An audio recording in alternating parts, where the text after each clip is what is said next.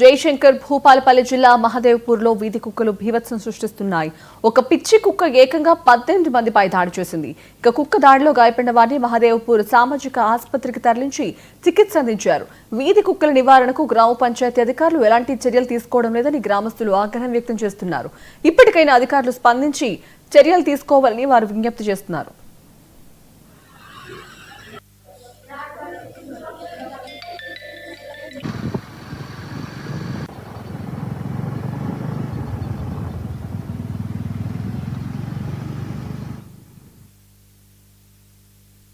నమస్కారం అండి. నేను Mahadevpur superintendent doctor N Vidyavathi. Morning 7:10 ఆ ప్రాంతంలో మనకి కుక్క కాటు కేసెస్ రిపోర్ట్ అయినవి. ఇప్పటి వరకు 12 కేసులు రిపోర్ట్ అయిన ఉంది. అది మహాదేవ్పూర్ లోకల్ పీపుల్ అనేసి తెలుస్తూ ఉంది. ఎవరికి అంత మేజర్ ఇంజరీస్ ఏం లేవు. సూపర్ఫిషియల్ ఇంజరీస్ మాత్రమే ఉన్నాయి. అంత ప్రమాదకరంగా ఏం లేవు. ఫస్ట్ ఎప్పుడైనా కుక్క కాటులో మనం సోప్తో ఊన్ని క్లీన్ చేయాలండి. అదే ప్రథమ చికిత్స.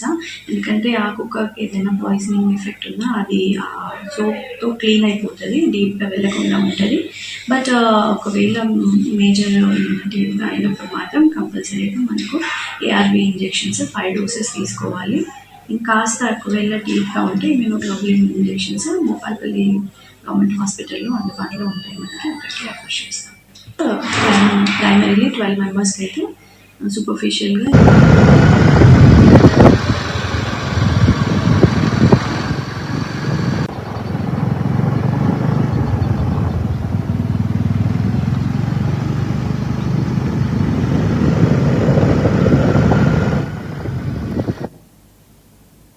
రంగారెడ్డి జిల్లా రాజేంద్రనగర్లో